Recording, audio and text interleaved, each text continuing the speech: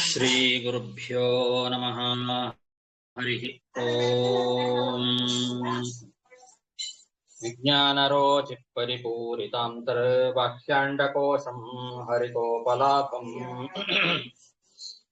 ತರ್ಕಾಭಯೇತಂ ವಿಧಿ ಸರ್ವಪೂರ್ವ ಗೀರ್ವಾಣ ವಿಜ್ಞಾನದಮಾನತೋಸ್ಮಿ. ಪ್ರಥಮೋ ಹನುಮಾನ್ ನಾಮ ದ್ವಿತೀಯೋ ಭೀಮ ಏವ ಚ. ಪೂರ್ಣ ಪ್ರಜ್ಞಸ್ತೃತೀಯಸ್ತು ಭಗವತ್ಕಾರ್ಯ ಸಾಧಕಃ. ಬುದ್ಧಿರ್ಬಲಂ ಯಶೋಧೈರ್ಯಂ ನಿರ್ಭಯತ್ವಂ ಅರೋಗತಾ. ಅಜಾಡ್ಯಂ ವಾಕ್ಪಟುತ್ವಂ ಚ ಹನುಮತ್ ಸ್ಮರಣಾದ್ ಭವೇತ್.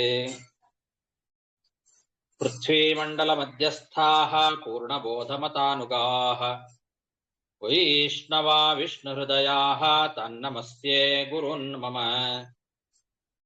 ಜನ್ಮಾದ್ಯಸ್ಯ ಯತೋನ್ಮಯಾದಿತರತಶ್ಚಾರ್ಥೇಷ್ವಭಿಜ್ಞಸ್ವರಾಟ್ ತೇನೇ ಬ್ರಹ್ಮಹೃದಾಯ ಆದಿಕವಯೇ ಮುಹ್ಯಂತಿ ಯಂ ಸೂರಯಃ. ತೇಜೋ ವಾರಿಮೃದಾಂ ಯಥಾ ವಿನಿಮಯೋ ಯತ್ರ ತ್ರಿಸರ್ಗೋ ಮೃಷಾ धाम्ना स्वेन सदा निरस्तकुहकं सत्यं परं धीमहि. सृष्टिस्थित्यप्येहा नियतिदृशितमो बन्धमोक्षाश्च यस्मात् अस्य श्री ब्रह्मरुद्र प्रभृतिसुरनरद्वीषशत्रुत्मकस्य विष्णोर्व्यस्ताः समस्ताः सकलगुणनिधिः सर्वदोषव्यपेतः पूर्णानन्दो व्ययो यो गुरुरपि परमः चिन्तयेतं महान्तम्. यं प्रव्रजन्तमनुपेतमपेतकृत्यं द्वैपायनो विरहकातर आजुहाव. पुत्रेति तन्मयतया करवोऽपि नेदुः तं सर्वभूतहृदयं मुनिमानतोऽस्मि. श्रीगुरुभ्यो नमः. हरिः ओम्.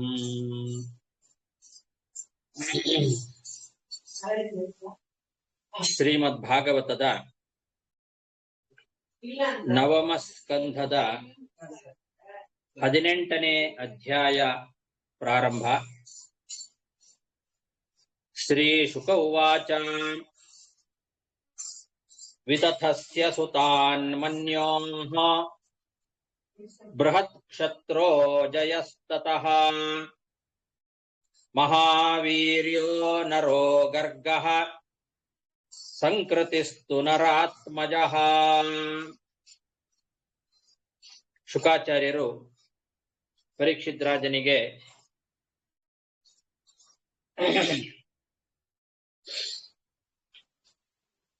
ಭರತ ಚಕ್ರವರ್ತಿಯ ಆ ವಂಶವನ್ನ ಮುಂದುವರಿಸ್ತಾ ತಮ್ಮ ಪ್ರವಚನವನ್ನ ಮುಂದುವರಿಸ್ತಾ ಇದ್ದಾರೆ. ಹಿಂದೆ ಭರತ ಚಕ್ರವರ್ತಿಯ ಬಗ್ಗೆ ಹಿಂದಿನ ಅಧ್ಯಾಯದಲ್ಲಿ ಹೇಳಿದರು. ಆ ಭರತ ಚಕ್ರವರ್ತಿಯ ಮಗನಾಗಿ ವಿತಥ ಅನ್ನೋ ಹೆಸರಿನಿಂದ ಭರದ್ವಾಜನ ಮಗ ಏನಿದ್ದಾನೆ ಅವನೇ ಮನ್ಯು ಅಂತ. ವಿತಥಸ್ಯ ಸುತಾನ್ ಮನ್ಯೋಃ ಬೃಹತ್ ಕ್ಷತ್ರೋ ಜಯ ತತಃ ಅಂತ ಆ ವಂಶ ಪರಂಪರೆಯನ್ನ ಮುಂದುವರಿಸ್ತಾ ಹೇಳ್ತಾ ಇದ್ದಾರೆ. ವಿತಥ ಅಂತ ಅನಿಸ್ಕೊಂಡವನು ಭರದ್ವಾಜ. ಯಾಕೆ ಅಂತಂದ್ರೆ ಅವನನ್ನ ಮರುದೇವತೆಗಳು ಕೊಟ್ರು, ಮಗನನ್ನಾಗಿ ಮಾಡಿಕೊಂಡ ಭರತ. ಆ ವಿತಥ ಅಂತ ಕರೆಸ್ಕೊಂಡಿರ್ತಕ್ಕಂತಹ ಭರದ್ವಾಜನ ಮಗನೇ ಮನ್ಯು. ಆ ಮನ್ಯುವಿನಿಂದ ಬೃಹತ್ ಕ್ಷೇತ್ರ ಎಂಬಂತಹ ಮಗ ಹುಟ್ಟುತ್ತಾನೆ. ಅವನ ಜೊತೆಗೆ ಇನ್ನೂ 4 ಜನ, ಒಟ್ಟು 5 ಜನ ಮಕ್ಕಳು ಅವನಿಗೆ. ಬೃಹತ್ ಕ್ಷೇತ್ರ, ಜಯ, ಮಹಾವೀರ್ಯ, ನರ, ಗರ್ಗ ಅಂತ ಹೀಗೆ 5 ಜನ ಮಕ್ಕಳು. ಇದು ಮನ್ಯುವಿನ ಮಕ್ಕಳು. ಭರದ್ವಾಜನ ಮಗನಾದಂತಹ ಮನ್ಯುವಿಗೆ ಈ ರೀತಿ 5 ಜನ ಮಕ್ಕಳು ಹುಟ್ಟುತ್ತಾರೆ ಅಂತ. ಇಲ್ಲಿ 5 ಜನ ಮಕ್ಕಳ ಹೆಸರನ್ನ ಭಾಗವತ ಹೇಳುವಾಗ ಬೃಹತ್ ಕ್ಷೇತ್ರ, ಜಯ, ಮಹಾವೀರ್ಯ, ನರ, ಗರ್ಗ ಅಂತ ಈ ತರ ಹೇಳಿದ್ದಾರೆ. ಹರಿವಂಶದಲ್ಲಿ ಇದೇ ಮನ್ಯುವಿನ ಮಕ್ಕಳ ಹೆಸರನ್ನ ಹೇಳುವಾಗ ವಿತತನ ಮಕ್ಕಳು 5 ಜನ: ಸುಹೋತ್ರ,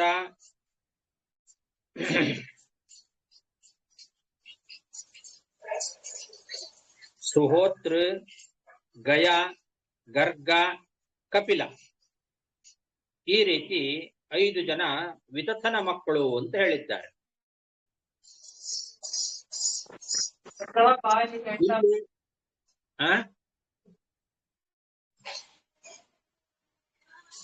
ಏನಂದ್ರೆ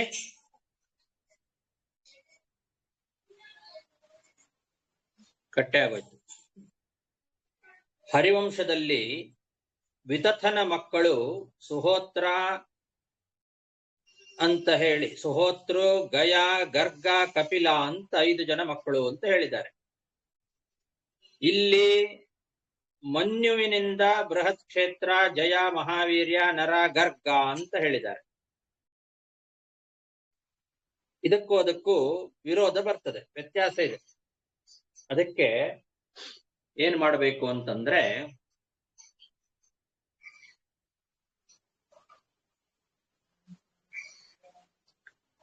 ಈ ಮನ್ಯು ಏನಿದ್ದಾನಲ್ಲ, ಈ ಮನ್ಯು ಭರದ್ವಾಜ ವಿತತನ ಮಗ, ಅವನನ್ನ ಬಿಟ್ಟು ಬೇರೆಯೇ 5 ಮಂದಿ ಮಕ್ಕಳು ಅಂತ ಇಟ್ಟುಕೊಳ್ಬೇಕು.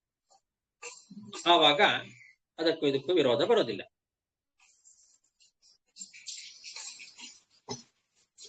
ಇಷ್ಟಾದ ಮೇಲೆ ನರ ಅಂತೇನಿದ್ದಾನೆ, ಆ ನರನ ಮಗ ಸಂಕೃತಿ. ಅದರಲ್ಲಿ 5 ಜನ ಮಕ್ಕಳಲ್ಲಿ ನರ ಅಂತನ್ನೋನೊಬ್ಬ, ಆ ನರನ ಮಗನೇ ಸಂಕೃತಿ ಅಂತಕ್ಕಂಥವನು.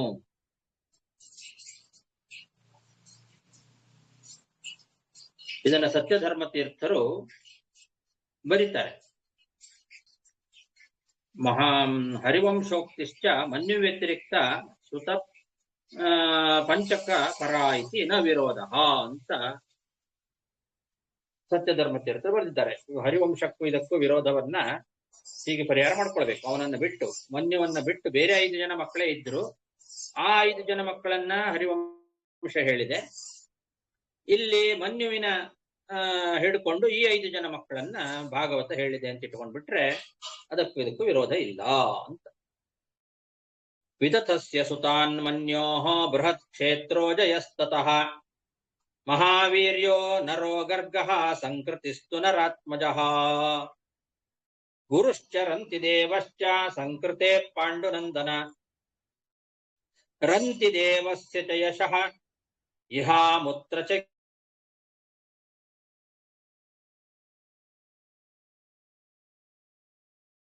ಸಂಕೃತಿ ಅಂತ ಹಿಂದಿನ ಶ್ಲೋಕದಲ್ಲಿ ಹೇಳಿದ್ರು. ಆ 5 ಜನ ಮಕ್ಕಳಲ್ಲಿ ನರ ಅಂತ ಅನ್ನೋನೊಬ್ನು, ಆ ನರನ ಮಗ ಸಂಕೃತಿ.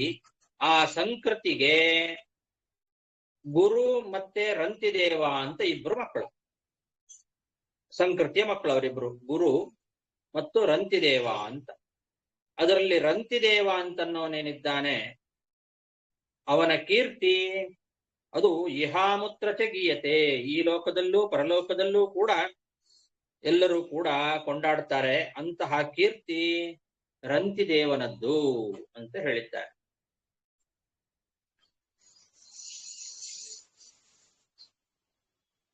ಆ ರಂತಿದೇವ ಅಂತನ್ನವನು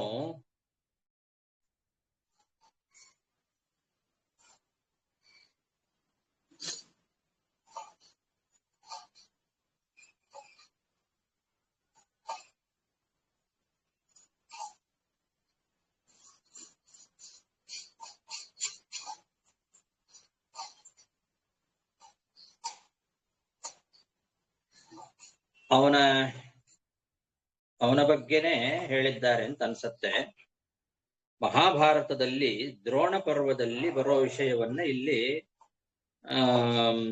ಹೇಳ್ತಾ ಇದ್ದಾರೆ.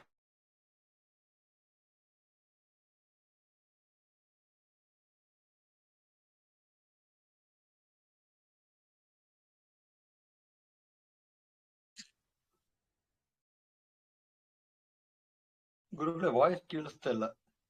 ಅರೇ ನಮಗೆ ವಾಯ್ಸ್ ಬರೋದಿಲ್ಲ ಆಚಾರ್ಯ. हेसरी तुला कसं कळतं टेलिग्राम साऊंड येतं का? आता हे बोलत आहेत की ना, येत आहे की पा स्पीकर ऑन करेंगे. त्याने ऑन करलं तम्मा कसं जॉईन होता तुम्ही? ಜಾಯಿನ್ ಅಂದ್ಬಿಟ್ಟು ಓರ್ ಐತೆ ರೈಟ್ ಹ್ಯಾಂಡ್ ಸೈಡ್ ಕಾರ್ನರ್ ಅಂತ ಸೌಂಡ್ಗೆ येतली ಸೌಂಡಿಗೆ येतने ते पाहुणे ऑन करा मग 7:30 घालून टाकते मी.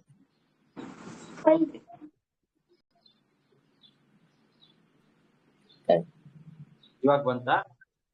ಇವಾಗ ಬರ್ತಾ ಇದೆ.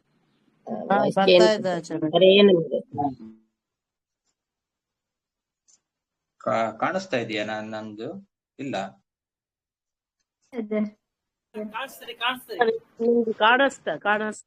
ಕಾಣಿಸುತ್ತೆ ವಿಡಿಯೋ ಕಾಣುತ್ತ ನನಗೆ ಕಾಣಿಸ್ತಾ. ಸರಿ, ಓಕೆ ಸರ್. ಈ ರಂತಿದೇವನ ಬಗ್ಗೆ ಮಹಾಭಾರತದಲ್ಲಿ ಹೇಳುವಾಗ ಆ ರಂತಿದೇವ ಯುದ್ಧದಲ್ಲಿ ಶತ್ರುಗಳನ್ನ ಒಂದ್ ನಿಮಿಷ, ಇದೇನು ಮುಟ್ಬೇಡಿ, ಅದು ಮುಟ್ಬೇಡಿ,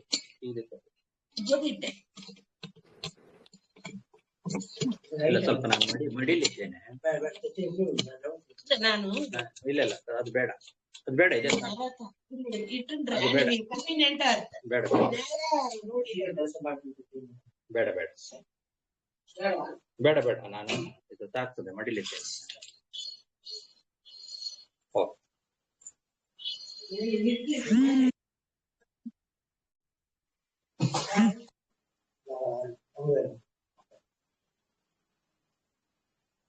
ರಂತಿದೇವನ ಬಗ್ಗೆ ಮಹಾಭಾರತದಲ್ಲಿ ದ್ರೋಣ ಪರ್ವದಲ್ಲಿ ಹೇಳಿರ್ತಕ್ಕಂತಹ ವಿಷಯವನ್ನ ಸತ್ಯಧರ್ಮ ತೀರ್ಥರು ಕೆಲವು ಶ್ಲೋಕಗಳಲ್ಲಿ ವರ್ಣನೆ ಮಾಡಿದ್ದಾರೆ. ಯುದ್ಧದಲ್ಲಿ ಅವನು ಶತ್ರುಗಳನ್ನೆಲ್ಲ ಸದೆಬಡಿತಾ ಇದ್ದ. ಅಷ್ಟೇ ಅಲ್ಲದೆ ಒಳ್ಳೆ ದಾನಶೂರನಾಗಿದ್ದ, ಬಹಳಷ್ಟು ದಾನಗಳನ್ನ ಮಾಡ್ತಕ್ಕಂಥವನಾಗಿದ್ದ. ಒಂದು ಸಲ ಭೀಕರ ಕ್ಷಾಮ ಬಂದಿತ್ತು. ಆ ಸಮಯದಲ್ಲಿ 2 ಲಕ್ಷ ಜನ ಅಡಿಗೆಯವರನ್ನ ನೇಮಕ ಮಾಡಿದ್ದಂತೆ. 2 ಲಕ್ಷ ಜನ ಅಡಿಗೆಯವರೇ ಇದ್ರು ಅಂದ್ರೆ ಎಷ್ಟು ಜನ ಊಟ ಮಾಡಿರ್ಬೋದು? ಬ್ರಾಹ್ಮಣರು, ಅತಿಥಿಗಳು, ಅವರ ಆರಾಧನೆ ನಿಲ್ಲಬಾರದು. ಎಂತಹ ಕ್ಷಾಮ ಪರಿಸ್ಥಿತಿ ಬಂದರೂ ಕೂಡ ಆ ಬ್ರಾಹ್ಮಣರ ಮತ್ತು ಅತಿಥಿಗಳ ಸತ್ಕಾರ ನಿಲ್ಲಬಾರದು ಅನ್ನೋದಕ್ಕೋಸ್ಕರ 2 ಲಕ್ಷ ಜನ ಅಡಿಗೆಯವರನ್ನ ನೇಮಕ ಮಾಡಿಕೊಂಡಿದ್ದ. ಈ ವಿಷಯ ದ್ರೋಣ ಪರ್ವದಲ್ಲಿ ಬರ್ತದೆ. 16 ಜನ ರಾಜರನ್ನ ವರ್ಣನೆ ಮಾಡುವ ಸಮಯದಲ್ಲಿ ಈ ರಂತಿದೇವನ ಬಗ್ಗೆ ವರ್ಣನೆ ಮಾಡಿದ್ದಾರೆ. ಅಂತಹ ಕೀರ್ತಿ ರಂತಿದೇವನದ್ದು. ನನಗಿಲ್ಲಿ ಕಾಣಿಸ್ತಾ ಇಲ್ಲ, ಒಂದ್ ವೇಳೆ ನೀವು ಕಾಣಿಸ್ತಿಲ್ಲ ಕೇಳಿಸ್ತಿಲ್ಲ ಅಂತಂದ್ರೆ ಹೇಳ್ರಿ ಯಾರಾದ್ರೂ.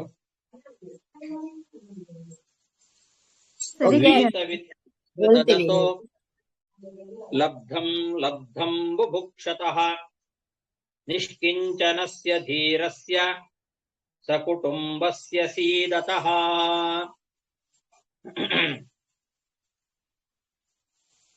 ಅವನಿಗೆ ದಾನ ಮಾಡಬೇಕು ಅಂತನ್ನೋದರಲ್ಲಿ ಬಹಳ ಶ್ರದ್ಧೆ.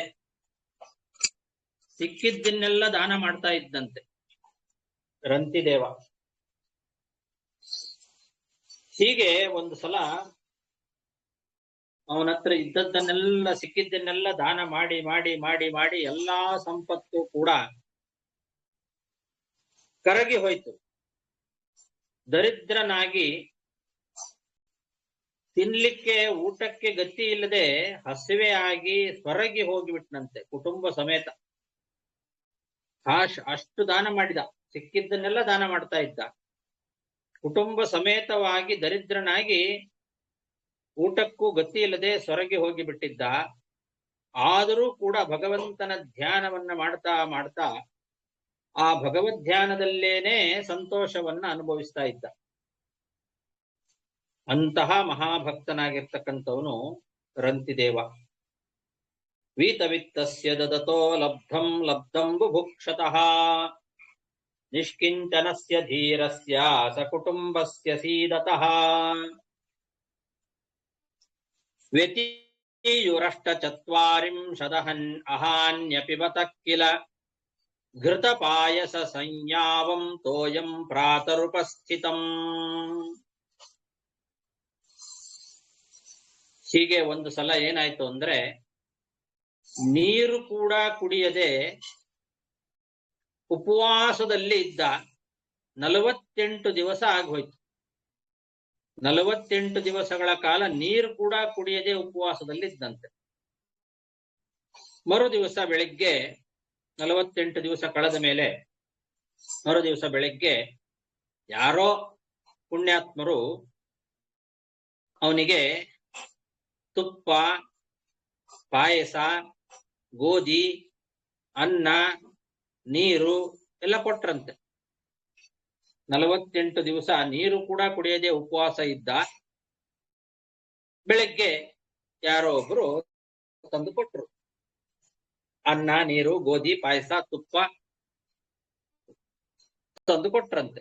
ಘೃತ ಪಾಯಸ ಸಂಯಾವಂ ತೋಯಂ ಪ್ರಾತಃ ಉಪಸ್ಥಿತಂ ಅಂತ ಹೇಳಿದ್ದಾರೆ.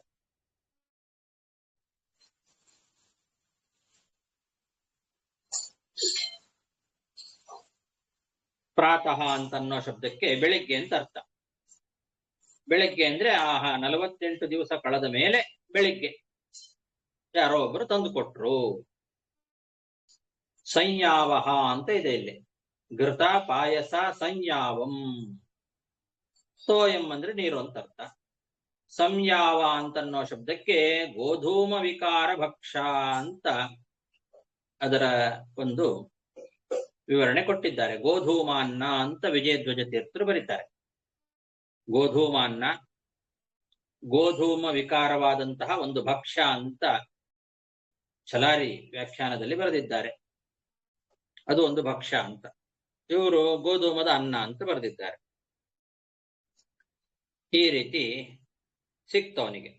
ವ್ಯತಿಯುರಷ್ಟಚತ್ವಾರಿಂಶದಹಾನ್ಯಪಿಬತ ಕಿಲ ಘೃತಪಾಯಸ ಸಂಯಾವಂ ತೋಯಂ ಪ್ರಾತರುಪಸ್ಥಿತಂ ಕೃಚ್ಛ್ರ ಪ್ರಾಪ್ತ ಕುಟುಂಬಸ್ಯ ಕ್ಷುತ್ರುಭ್ಯಾಂ ಜಾತವೇ ಪಥೋಃ ಅತಿಥಿರ್ಬ್ರಾಹ್ಮಣ ಕಾಲೇ ಭೋಕ್ತು ಕಾಮಸ್ಯ ಚಾಗಮತೆ. ಯಾರೋ ಕೊಟ್ರು, ಅದನ್ನ ಊಟ ಮಾಡಿದ. ಅದನ್ನ ಊಟ ಮಾಡ್ಲಿಕ್ಕೆ ಅವನ ಇಡೀ ಕುಟುಂಬವೇ ನೆರೆದಿತ್ತಂತೆ. ಯಾರೋ ಒಬ್ರು ತಂದು ಕೊಟ್ಟದ್ದನ್ನ ಸ್ವೀಕಾರ ಮಾಡಬೇಕು ಅಂತ ಅದನ್ನ ತಿನ್ಲಿಕ್ಕೋಸ್ಕರ ಅವನ ಕುಟುಂಬವೇ ಬಂದು ಸೇರಿತ್ತು. ತನಗೂ ಹಸಿವೆ ಆಗಿತ್ತು, ಬಾಯಾರಿಕೆ ಆಗಿತ್ತು, ಮೈಯೆಲ್ಲ ನಡುಗ್ತಾ ಇತ್ತು. ಇನ್ನೇನು ಊಟ ಮಾಡಬೇಕು ಅಂತ ಹೊರಟಿದ್ದಾನೆ. ಅಷ್ಟೊತ್ತಿಗೆ ಒಬ್ಬ ಬ್ರಾಹ್ಮಣರು ಬಂದರು. 48 ದಿವಸ ಆಗಿದೆ, ಏನೂ ತಿಂದಿಲ್ಲ, ನೀರು ಕುಡಿದ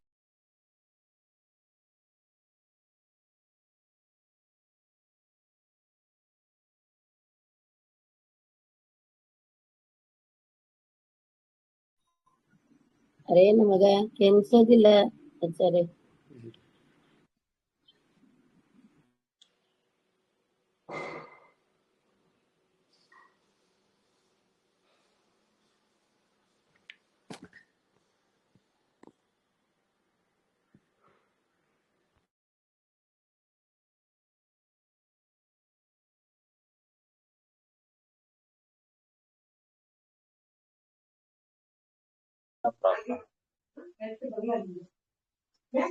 ಬಂತು ಇವಾಗ ಎಲ್ಲ ಅದು ಹೋಗೋದು ಬರೋದು ಮಾಡುತ್ತೆ. ಬಂತಲ್ಲ ಇವಾಗ.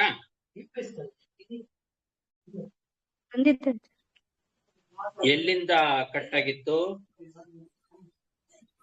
48 ದಿವಸ ಅವರ ಬಂಧುಗಳೆಲ್ಲ ಸೇರಿದ್ರು ಇದಕ್ಕೆ ಅಂತ 48 ದಿವಸ ಕಳೆದ ನಂತರ ಊಟಕ್ಕೆ.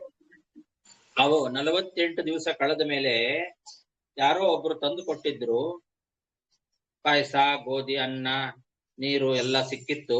ಇನ್ನೇನು ಅದನ್ನ ಊಟ ಮಾಡಬೇಕು ಅಂತ ಅನ್ನೋಷ್ಟೊತ್ತಿಗೆ ಯಾರೋ ಒಬ್ರು ಬ್ರಾಹ್ಮಣರು ಅತಿಥಿಯಾಗಿ ಬಂದ್ರು.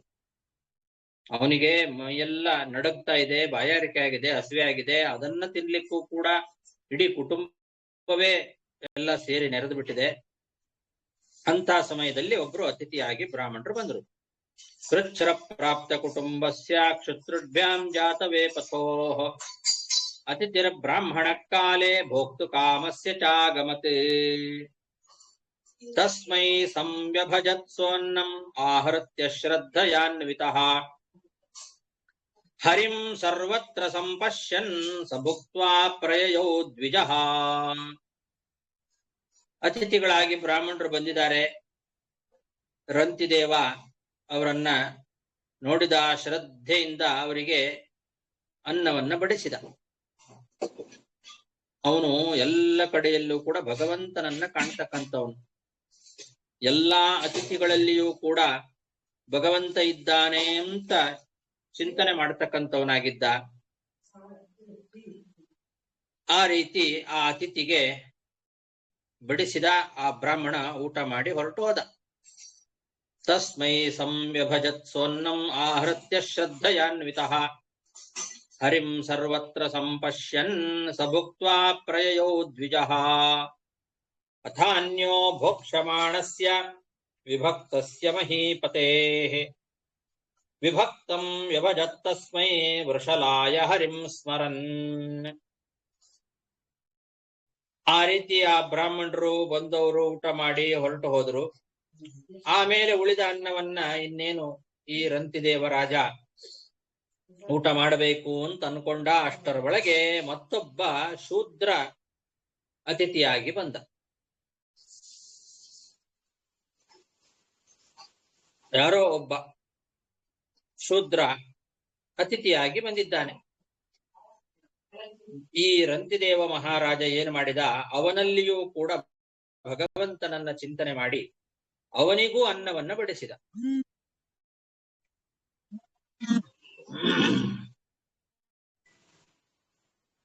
ಅಥಾನ್ಯೋ ಭೋಕ್ಷಮಾಣಸ್ಯ ವಿಭಕ್ತಸ್ಯ ಮಹೀಪತೇಃ ವಿಭಕ್ತಂ ವ್ಯಭಜತ್ತಸ್ಮೈ ವೃಷಲಾಯ ಹರಿಂ ಸ್ಮರನ್ ಯಾತೆ ಶೂದ್ರೇ ತಮಭ್ಯಾಗಾತ್ ಅತಿಥಿಷ್ವಭಿರಾವೃತಃ ರಾಜನ್ಮೇ ದೀಯತಾಮನ್ನಂ ಸಗಣಾಯ ಬುಭುಕ್ಷತೆ. ಆ ಶೂದ್ರನು ಕೂಡ ಊಟ ಮಾಡಿ ಹೋದ ಮೇಲೆ ಮತ್ತೊಬ್ಬ ಶೂದ್ರ ನಾಯಿಗಳ ಜೊತೆಗೆ ಅತಿಥಿಯಾಗಿ ಬಂದ. ಅವನ ಜೊತೆಗೆ ಅನೇಕ ನಾಯಿಗಳನ್ನು ಬೇರೆ ಕರ್ಕೊಂಡು ಬಂದಿದ್ದ. ಈ ಒಬ್ಬ ಶೂದ್ರ ಊಟ ಮಾಡಿ ಹೋದ ಮೇಲೆ ಮತ್ತೊಬ್ಬ ಶೂದ್ರ ಅತಿಥಿಯಾಗಿ ನಾಯಿಗಳನ್ನೆಲ್ಲ ಕರ್ಕೊಂಡು ಬಂದಿದ್ದಾನೆ. ಅವನು ಹೇಳ್ತಾನೆ, ಬಂದು ನನಗೆ ಹಸಿವೆ ಆಗಿದೆ, ನನ್ನ ನಾಯಿಗಳಿಗೂ ಹಸಿವೆ ಆಗಿದೆ, ನನಗೆ ಅನ್ನ ಕೊಡು ಅಂತ ಕೇಳದ. ಬಂದು ನನಗೂ ಹಸಿವೆ ಆಗಿದೆ, ನನ್ನ ನಾಯಿಗಳಿಗೂ ಹಸಿವೆ ಆಗಿದೆ, ನನಗೆ ಅನ್ನ ಕೊಡು ಅಂತ ಆ ಅತಿಥಿಯಾಗಿ ಬಂದಂತಹ ಒಬ್ಬ ಶೂದ್ರ ಕೇಳಿದ. ಯಾತೆ ಶೂದ್ರೇ ತಮಭ್ಯಾಗಾತ್ ಅತಿಥಿಷ್ವಭಿರಾವೃತಃ ರಾಜನ್ಮೇ ದೀಯತಾಮನ್ನಂ ಸಗಣಾಯ ಬುಭುಕ್ಷತೆ ಸ ಆತಿಥ್ಯಾವಶಿಷ್ಟಂ ಯದ್ಬಹುಮಾನ ಪುರಸ್ಸರಂ ತಚ್ಚ ದತ್ವಾ ನಮಶ್ಚಕ್ರೆ ಶ್ವಭ್ಯಶ್ವಪತಯೇ ವಿಭುಃ. ಆವಾಗ ರಂತಿದೇವರಾಜ ಏನು ಮಾಡಿದ, ಉಳಿದ ಏನೊಂದು ಅನ್ನ ಇತ್ತು ಅದನ್ನು ಕೂಡ ಒಳ್ಳೆ ಆದರ ಪುರಸ್ಸರವಾಗಿ ಆ ಶೂದ್ರನಿಗೆ ಕೊಟ್ಟ. ನಾಯಿಗಳಿಗೂ ಕೂಡ ಕೊಟ್ಟ. ಆ ನಾಯಿಗಳ ಒಡೆಯನಾಗಿರ್ತಕ್ಕಂತಹ ಭಗವಂತನನ್ನ ಅವುಗಳ ಒಳಗೆ ಕಂಡು ನಮಸ್ಕಾರ ಮಾಡಿದ್ದಂತೆ. ಆ ನಾಯಿಗಳ ಒಡೆಯ ಅವನು ಯಾರೋ ಒಬ್ಬ ಶೂದ್ರ, ಅವನ ಒಳಗೂ ಭಗವಂತ ಇದ್ದಾನೆ, ಆ ನಾಯಿಗಳ ಒಳಗೂ ಭಗವಂತ ಇದ್ದಾನೆ ಅಂತ ಅವರಿಗೆ ಸಮರ್ಪಣೆ ಮಾಡಿದ್ದಂತೆ. ಅವರೆಲ್ಲರ ಒಳಗೆ ಭಗವಂತನನ್ನ ಕಂಡ. ಭಗವಂತನನ್ನ ಕಂಡು ನಮಸ್ಕಾರ ಮಾಡಿದ್ದಾನೆ. ಸ ಆತಿಥ್ಯಾವಶಿಷ್ಟಂ ಯದ್ಬಹುಮಾನ ಪುರಸ್ಸರಂ ತಚ್ಚ ದತ್ವಾ ನಮಶ್ಚಕ್ರೇ ಶ್ವಭ್ಯಶ್ವಪತಯೇ ವಿಭುಃ.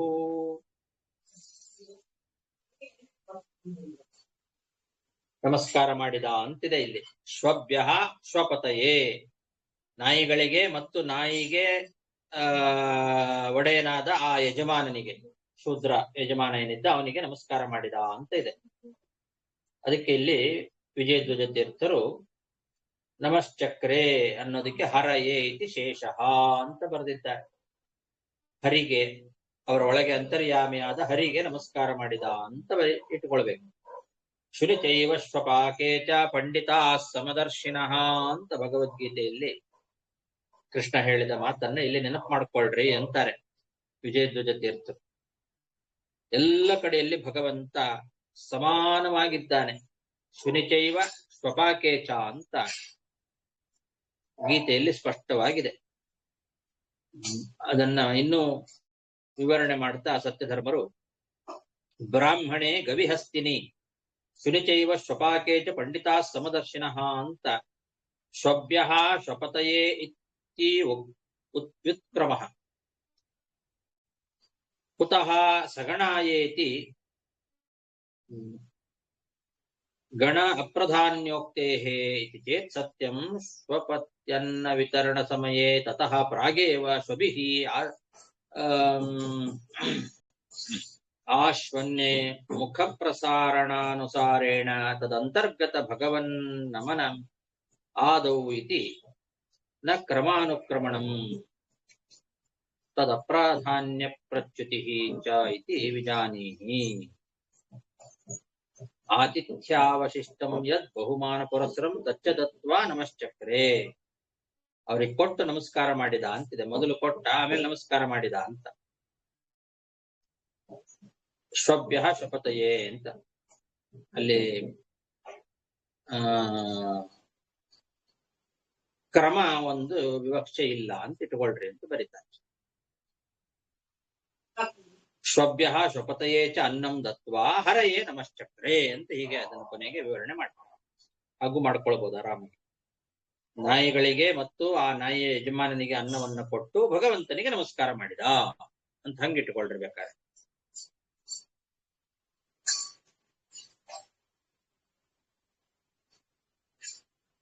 ಅಲ್ಲೂ ಒಂದು ಪ್ರಶ್ನೆ ಬರ್ತದೆ, ಮೊದಲು ಆ ನಾಯಿಗಳಿಗೆಲ್ಲ ಮೊದಲು ಕೊಡೋದಾ ಅಂತಂದ್ರೆ ಅದಕ್ಕೆ ಹಿಂದೆ ಹೇಳಿದ ಉತ್ತರನೇ ಇಟ್ಟುಕೊಳ್ರಿ ಅಂತ ಬರೀತಾರೆ. ಪಾನೀಯ ಮಾತ್ರ ಮುಚ್ಛೇಷಂ ತತ್ರೈಕ ಪರಿತರ್ಪಣಂ ಪಾಸ್ಯತ ಪುಲ್ಕಸೋಭ್ಯಾಗಾತ್ ಅಪೋದೇಹ್ಯ ಶುಭಸ್ಯ ಮೇ. ಇಷ್ಟೆಲ್ಲ ಆಗುವಷ್ಟೊತ್ತಿಗೆ ಎಲ್ಲ ಖಾಲಿ ಆಗೋಯ್ತು, ಅನ್ನ ಎಲ್ಲ ಖಾಲಿ ಆಯ್ತು. ಕೊನೆಗೆ ಒಂದ್ ಸ್ವಲ್ಪ ನೀರು ಮಾತ್ರ ಉಳಿದಿತ್ತಂತೆ. ಅದು ಕೂಡ ಎಷ್ಟಿತ್ತು ನೀರು ಅಂದ್ರೆ ಒಬ್ಬರಿಗೆ ಮಾತ್ರ ತೃಪ್ತಿ ಆಗುವಷ್ಟು ಇತ್ತು ನೀರು. ಯಾರಾದ್ರೂ ಒಬ್ರು ಮಾತ್ರ ನೀರು ಕುಡಿಬಹುದು, ಅವ್ರಿಗೆ ಮಾತ್ರ ತೃಪ್ತಿ ಆಗುವಷ್ಟು ನೀರಿತ್ತು. ಅದನ್ನ ಕುಡಿಬೇಕು ಅಂತನ್ನೋಷ್ಟೊತ್ತಿಗೆ ಮತ್ತೊಬ್ಬ ಅಂತ್ಯಜನಾದ ಒಬ್ಬ ವ್ಯಕ್ತಿ ಬಂದ. ಪುಲ್ಕಸ ಅಂತ ಕರೀತಾರೆ. ಪುಲ್ಕಸ ಅಂತಂದ್ರೆ ಒಬ್ಬ ಚಂಡಾಲ, ಅಂತ್ಯಜ. ಅವನು ಬಂದ. ನೀರು ಮಾತ್ರ ಉಳಿದಿದೆ, ಆ ನೀರನ್ನಾದ್ರೂ ಕುಡಿಯೋಣ ಅಂತ ಅನ್ನೋಷ್ಟೊತ್ತಿಗೆ ಒಬ್ಬ ಚಂಡಾಲ ಬಂದ. ಅವನು ಹೇಳ್ತಾನೆ, ನನಗೆ ತುಂಬಾ ಬಾಯಾರಿಕೆ ಆಗಿದೆ, ನಾನು ನೀಚ ಕುಲದಲ್ಲಿ ಹುಟ್ಟಿದವನು, ಆದ್ರೂ ನನಗೆ ತುಂಬಾ ಬಾಯಾರಿಕೆ ಆಗಿದೆ, ಆದ್ರಿಂದ ನನಗೆ ನೀರು ಕೊಡು ಅಂತ ಕೇಳ್ದ. ಪಾನೀಯ ಮಾತ್ರ ಮುಚ್ಛೇಷಂ ತತ್ರೈಕ ಪರಿತರ್ಪಣಂ ಪಾಸ್ಯತ ಪುಲ್ಕಸೋಭ್ಯಾಗಾದಪೋದೇಹ್ಯ ಶುಭಸ್ಯ ಮೇ. ತಸ್ಯಾತಿ ಕರುಣಾಂ ವಾಚಂ ನಿಶಮ್ಯ ವಿಪುಲಶ್ರಮಾಂ ಕೃಪಯಾ ಭೃಶ ಸಂತಪ್ತಃ ಇದಮಾಹಾಮೃತಂ ವಚಃ. ಅವನು ಚಂಡಾಲ ಅವನು ಕರುಣಾಜನಕವಾಗಿ ಬೇಡ್ತಾ ಇದ್ದಾನೆ, ನನಗೆ ತುಂಬಾ ಬಾಯಾರಿಕೆ ಆಗಿದೆ, ನಾನು ಅಶುಭವಾದ ದೇಹವುಳ್ಳವನು, ನನಗೆ ನೀರು ಕೊಡು ಅಂತ ಬಾಯಾರಿಕೆಯಿಂದ ದಣಿದು ಕರುಣಾಜನಕವಾಗಿ ಬೇಡುವಂತಹ ಅವನ ಮಾತನ್ನ ಕೇಳಿ ರಂತಿದೇವನಿಗೆ ಬಹಳ ಬೇಸರ ಆಯ್ತು. ಅವನನ್ನ ನೋಡಿ ಕರುಣೆಯಿಂದ ಆ ಅಮೃತಪ್ರಾಯವಾದಂತಹ ಮುಂದಿನ ಮಾತುಗಳನ್ನ ಹೇಳ್ತಾನೆ. ತಸ್ಯಾತಿ ಕರುಣಾಂ ವಾಚಂ ನಿಶಮ್ಯ ವಿಪುಲಶ್ರಮಾಂ ಕೃಪಯಾ ಬೃಷ ಸಂತಪ್ತ ಇದಮಾಹಾಮೃತಂ ವಚಃ. ಏನು ಹೇಳಿದ ರಂತಿದೇವ ಅಂದ್ರೆ, ನ ಕಾಮಯೇಹಂ ಗತಿಮೀಶ್ವರಾಣಂ ಮಹರ್ಧಿಯುಕ್ತಾಮ ಪುನರ್ಭವಂ ವಾ ಆರ್ತಿಂ ಪ್ರಪದ್ಯೆ ಕಿಲ ದೇಹ ಭಾಜಾಂ ಅಂತಸ್ಥಿತಾಂ ಯೇನ ಭವಂತ್ಯ ದುಃಖಾಃ. ನನಗೆ ಈ ಲೋಕದ ಐಶ್ವರ್ಯ, ಮಹಾ ಸಂಪತ್ತು ಇದ್ಯಾವುದು ಬೇಡ ನನಗೆ ಅಂತಾನೆ. ಬೇಕಾದಷ್ಟು ಸಂಪದ್ಭರಿತವಾದಂತಹ ಲೋಕಪ್ರಾಪ್ತಿಯನ್ನ ನಾನು ಬಯಸೋದಿಲ್ಲ. ಅದು ಎಂಥ ಮಹದಾದಿ ಲೋಕಗಳೇ ಸಿಗತ್ತೆ ಅಂದ್ರೂ ಕೂಡ ಅದು ನನಗೆ ಬೇಕಾಗಿಲ್ಲ. ಯೋಗೇಶ್ವರರು ಹೊಂದಲಿಕ್ಕೆ ಯೋಗ್ಯವಾದಂತಹ ಲೋಕಗಳು, ಮಹರ್ಲೋಕ, ಜನೋಲೋಕ, ತಪೋಲೋಕ ಮೊದಲಾದ ಲೋಕಗಳು, ಅದರ ಪ್ರಾಪ್ತಿ ನನಗೆ ಬೇಡ. ಅದನ್ನು ನಾನು ಅಪೇಕ್ಷೆ ಪಡೋದಿಲ್ಲ. ಮೋಕ್ಷವನ್ನೂ ಅಪೇಕ್ಷೆ ಪಡೋದಿಲ್ಲ. ನನಗೆ ಏನು ಅಪೇಕ್ಷೆ ಅಂತಂದ್ರೆ ಎಲ್ಲರೂ ಸುಖವಾಗಿರ್ಬೇಕು. ಯಾವ ಜೀವಿಗಳಿಗೂ ಕೂಡ ಕಷ್ಟ ಆಗಬಾರದು. ಲೋಕದಲ್ಲಿ ಎಲ್ಲಾ ಜೀವಿಗಳಿಗೆ ಇರುವಂತಹ ಕಷ್ಟ, ದುಃಖ ಎಲ್ಲ ಬಂದು ನನ್ನೊಳಗೆ ಸೇರ್ಕೊಳ್ಳಿ. ಅವರೆಲ್ಲ ಸುಖವಾಗಿರ್ಲಿ. ಅವರಿಗೇನೇನು ಕಷ್ಟಗಳು, ದುಃಖಗಳು ಇದೆಯೋ ಅದೆಲ್ಲಾ ದುಃಖ ಕಷ್ಟಗಳನ್ನ ನಾನು ಅನುಭವಿಸ್ತೇನೆ. ಆ ಎಲ್ಲ ದುಃಖಗಳು ನನಗೇ ಬರ್ಲಿ, ಅವರೆಲ್ಲ ಸುಖವಾಗಿರ್ಲಿ, ಎಲ್ಲಾ ಜೀವಿಗಳು ಸುಖವಾಗಿರ್ಬೇಕು. ಅದನ್ನೇ ನಾನು ಅಪೇಕ್ಷೆ ಪಡ್ತೇನೆ. ನನಗೆ ಬೇರೆ ಯಾವ ಮೋಕ್ಷನೂ ಬೇಕಾಗಿಲ್ಲ, ಮಹದಾದಿ ಲೋಕಗಳು ಬೇಕಾಗಿಲ್ಲ, ಮಹಾ ಸಂಪತ್ತು ಬೇಕಾಗಿಲ್ಲ ನನಗೆ ಅಂತ. ಎಲ್ರೂ ಸುಖವಾಗಿರ್ಬೇಕು, ಅದೇ ನನ್ನ ಅಪೇಕ್ಷೆ. ನ ಕಾಮಯೇಹಂ ಗತಿಮೀಶ್ವರಾಣಾಂ ಮಹರ್ಧಿಯುಕ್ತಾ ಅಪುನರ್ಭವಂ ವಾ ಆರ್ತಿಂ ಪ್ರಪದ್ಯೆ ಕಿಲ ದೇಹ ಭಾಜಾಂ ಅಂತಸ್ಥಿತಾಂ ಯೇನ ಭವಂತ್ಯ ದುಃಖಾಃ.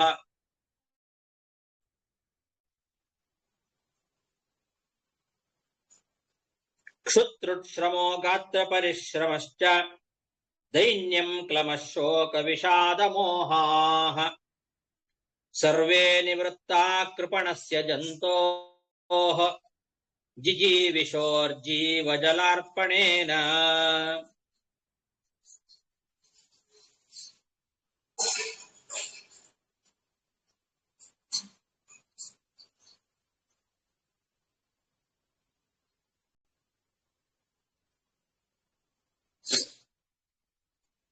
ಈ ವ್ಯಕ್ತಿ ಬದುಕಲಿಕ್ಕೋಸ್ಕರ ಹೋರಾಡ್ತಾ ಇದ್ದಾನೆ, ನೊಂದಿದ್ದಾನೆ. ಅಂತಹ ಒಬ್ಬ ಜೀವಿಗೆ ಬದುಕನ್ನ ಕೊಡಬಲ್ಲಂತಹ ನೀರು, ಈ ನೀರನ್ನ ಅವನಿಗೆ ಕುಡಿಸಿದ್ರೆ ಅವನಿಗಿರೋ ಹಸಿವೆ, ಬಾಯಾರಿಕೆ ಎಲ್ಲ ಹೋಗ್ತದೆ. ಯಾರಿಗೆ ಅದರ ಅವಶ್ಯಕತೆ ಇದೆಯೋ ಅವ್ರಿಗೆ ಕೊಡಬೇಕು. ಹಸಿದು ಬಂದಂತವನಿಗೆ, ಬಾಯಾರಿ ಬಂದಂತವನಿಗೆ, ಬದುಕಿಗೋಸ್ಕರ ಹೋರಾಡ್ತಾ ಇರತಕ್ಕಂತಹ ನೊಂದ ಜೀವಿಗೆ ಬದುಕನ್ನ ಕೊಡುವಂಥದ್ದು ಈ ನೀರು. ಈ ನೀರನ್ನ ಅವನಿಗೆ ಕುಡಿಸಿದ್ರೇನೆ ಆ ನೀರು ಕುಡಿದವನಿಗೆ ಹಸಿವೆ, ಬಾಯಾರಿಕೆ, ಶರೀರದ ಆಲಸ್ಯ, ಆ ಒಳಗೆ ಇರುವ ದುಃಖ ಎಲ್ಲ ಹೋಗ್ತದೆ. ಹೊರಗೆ ಕಾಣ್ತಾ ಇರತಕ್ಕಂತಹ ವಿಷಾದ, ಮಾನಸಿಕವಾದ ಗೊಂದಲ ಅದೆಲ್ಲವೂ ಮುಗಿದು ಹೋಗ್ತದೆ. ಹಾಗಾಗಿ ಯಾರಿಗೆ ಅದರ ಅವಶ್ಯಕತೆ ಇದೆಯೋ ಅವರಿಗೆ ಅದನ್ನು ಕೊಡಬೇಕು. ಕ್ಷುತ್ರುಶ್ರಮೋ ಗಾತ್ರ ಪರಿಶ್ರಮಶ್ಚ ದೈನ್ಯಂ ಕ್ಲಮಃ ಶೋಕ ವಿಷಾದ ಮೋಹಾಃ ಸರ್ವೇ ನಿವೃತ್ತಾ ಕೃಪಣಸ್ಯ ಜಂತೋಃ ಜಿಜೀವಿಷೋರ್ಜೀವ ಜಲಾರ್ಪಣೇನ ಏವಂ ಪ್ರಭಾಷ್ಯ ಪಾನೀಯಂ ಮ್ರಿಯಮಾಣ ಪಿಪಾಸಯಾ ಪುಲ್ಕಸಾಯಾದಧೀರೋ ನಿಸರ್ಗ ಕರುಣೋ ನೃಪಃ. ಈ ತರ ಹೇಳಿ ಆ ರಾಜ ರಂತಿದೇವ ಭಾರಿ ಕರುಣಾಮಯಿ, ತಾನು ಬಾಯಾರಿಕೆಯಿಂದ ಸಾಯುವ ಪರಿಸ್ಥಿತಿಯಲ್ಲಿದ್ರೂ ಕೂಡ ಆ ಒಬ್ಬ ಅಂತ್ಯಜನಿಗೆ ನೀರನ್ನ ಕುಡಿಸಿದ. ಒಬ್ರಿಗೆ ಕುಡಿಯುವಷ್ಟಿತ್ತದು ನೀರು, ಒಬ್ಬರು ಕುಡಿದು ಮಾತ್ರ ತೃಪ್ತಿ ಪಡುವಷ್ಟು ನೀರಿತ್ತು. ಅದನ್ನೂ ಕೂಡ ಅವನಿಗೆ ಕೊಟ್ಟು ಬಿಟ್ಟ. ಪುಲ್ಕಸಾಯ ಆ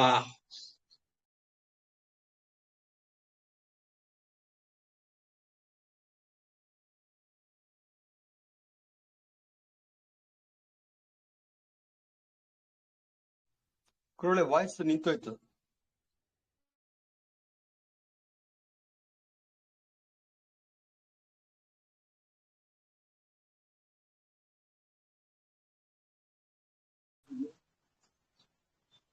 ನೆಟ್ ಯಾಕ ಸ್ವಲ್ಪ ನನ್ನ ನೆಟ್ ಬರೋದು ಮಾಡ್ತಾ ಇದೆ. ಬಂತಲ್ಲ ಇವಾಗ? ಗುರುಗಳೇ ಆಡಿಯೋ ಆಫ್ ಮಾಡ್ಕೊಳ್ಳಿ, ಸ್ವಲ್ಪ ತೊಂದರೆ ಕಡಿಮೆ ಆಗ್ಬೋದು. ಆಡಿಯೋ ಇದ್ರೆ ಸ್ವಲ್ಪ ತೊಂದರೆ ಆಗ್ಬೋದು. ಇದು ವಿಡಿಯೋ ಆಡಿಯೋ ಇರಲಿ, ವಿಡಿಯೋ ಆಫ್ ಮಾಡಬೇಕು. ಆಯ್ತು, ಮುಗಿದೋಯ್ತು ಒಂದು ಲಾಸ್ಟ್. ಈ ತರ ಹೇಳಿ ಆ ರಾಜ ಏನು ಮಾಡಿದ, ತಾನು ಬಾಯಾರಿಕೆಯಿಂದ ಸಾಯುವ ಪರಿಸ್ಥಿತಿಯಲ್ಲಿದ್ರೂ ಕೂಡ ಪಿಪಾಸಯ ಮ್ರಿಯಮಾಣ, ಆ ಪರಿಸ್ಥಿತಿಯಲ್ಲಿದ್ರೂ ಕೂಡ ಅವನಿಗೆ ಆ ನೀರನ್ನ ಕೊಟ್ಟು ಬಿಟ್ಟ. ಆ ಚಂಡಾಲನಿಗೆ ನೀರನ್ನ ಕುಡಿಸಿದ. ತಾನು ಮಾತ್ರ ಭಗವಂತನ ಧ್ಯಾನದಲ್ಲೇ ಸುಖವನ್ನ ಕಾಣುತ್ತಾ ಇದ್ದ ಅಂತ ಹೇಳಿದ್ದಾರೆ. ಧೀರಃ ಅಂತ ಒಂದು ಪದ ಇದೆ. ಧೀರಃ ನಿಸರ್ಗ ಕರುಣೋ ನೃಪಃ ಅಂತ. ತಾನು ಧೀರನಾಗಿದ್ದ ಅಂತಂದ್ರೆ ಭಗವಂತನ ಧ್ಯಾನದಲ್ಲೇನೆ ಸುಖವನ್ನ ಕಾಣ್ತಾ ಇದ್ದ ಅಂತ ಅರ್ಥ. ಧಿಯಾ ಹರೌ ರಮತೆ ಇತಿ ಧೀರಃ. ವಿಜಯಧ್ವಜ ತೀರ್ಥರು ಬಹಳ ಸುಂದರವಾದ ವ್ಯಾಖ್ಯಾನ ಮಾಡಿದ್ದಾರೆ. ಧೀರಃ ಅನ್ನೋದಕ್ಕೆ ಧಿಯಾ ಹರೌ ರಮತೆ, ತನ್ನ ಬುದ್ಧಿ ಭಗವಂತನಲ್ಲೇ ರಮಿಸ್ತಾ ಇದೆ, ಭಗವಂತ ಧ್ಯಾನ ಮಾಡ್ತಾ ಅದರಲ್ಲೇ ಸುಖವನ್ನ ಕಾಣ್ತಾ ಇದ್ದ ಅವನು. ಆ ಉಳಿದ ಸ್ವಲ್ಪ ನೀರನ್ನು ಕೂಡ ಅವನಿಗೇ ಕೊಟ್ಟು ಅವನೊಳಗಿರುವ ಭಗವಂತ ತೃಪ್ತನಾಗಲಿ ಅಂತ ಭಗವಂತನ ಧ್ಯಾನವನ್ನ ಮಾಡ್ತಾ ಅದರಲ್ಲೇ ಸಂತೋಷವನ್ನ ಅನುಭವಿಸ್ತಾ ಇದ್ದ. ಆ ನೀರನ್ನೂ ಕೂಡ ಕುಡಿಲಿಲ್ಲ. ಏವಂ ಪ್ರಭಾಷ್ಯ ಪಾನೀಯಂ ಮ್ರಿಯಮಾಣ ಪಿಪಾಸಯ ಪುಲ್ಕಸಾಯ ದದಾಧೀರೋ ನಿಸರ್ಗ ಕರುಣೋ ನೃಪಃ. ಅಲ್ಲಿಗೆ 14 ಶ್ಲೋಕ ಆಯ್ತು. 18ನೇ ಅಧ್ಯಾಯದಲ್ಲಿ 14 ಶ್ಲೋಕ ಆಯ್ತು. ಮತ್ತೆ ನಾಳೆ ದಿವಸ ನೋಡೋಣ. ಶ್ರೀಕೃಷ್ಣಾರ್ಪಣ ಮಸ್ತು. ನಮಸ್ಕಾರ ಗುರುಗಳೇ.